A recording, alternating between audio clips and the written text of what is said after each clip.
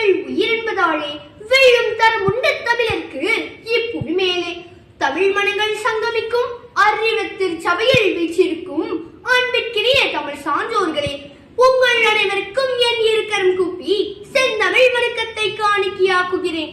இன்று நான் மாணவர்களுக்கும் செயற்கை நுண்ணறிவின் பயன் எனும் தலைப்பில் என் சிந்தனை கருவூலத்தை யாம் கண்ட உண்மையின் அடிப்படையில் தக்க சான்றுகளுடன் பகிரவுள்ளேன்.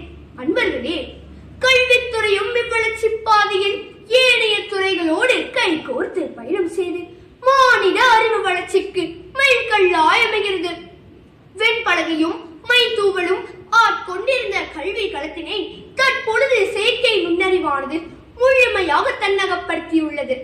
ChatGPT, Quillbot, Suno AI, Gemini, Canva, Magic School என எண்ணில் அடங்கா செயற்கை நுண்ணறிவின் துணைக்கருவிகள் கல்வித்துறையில் குவிந்து கிடக்கின்றன.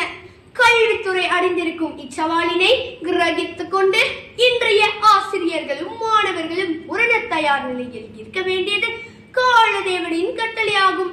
வரும் முன்னர் காவாதான் வாழ்க்கை, எரி முன்னர் வைத்தூறு போல கெடும் அல்லவா? மாணவர்கள் செயற்கை நுண்ணறிவை பயன்படுத்தி கதை, பாடல் மற்றும் கேள்விகளை உருவாக்க முடியும். இதன் மூலம் அவர்களின் படைப்பாற்றல் மற்றும் சிந்தனை திறன் மேம்படுகின்றது. முடிவாக செயற்கை நுண்ணறிவு கல்வியில் முக்கிய மாற்றங்களை உருவாக்கியுள்ளது. கற்றது கை மண்ணளவு, கல்லாதது உள்ள கடவு.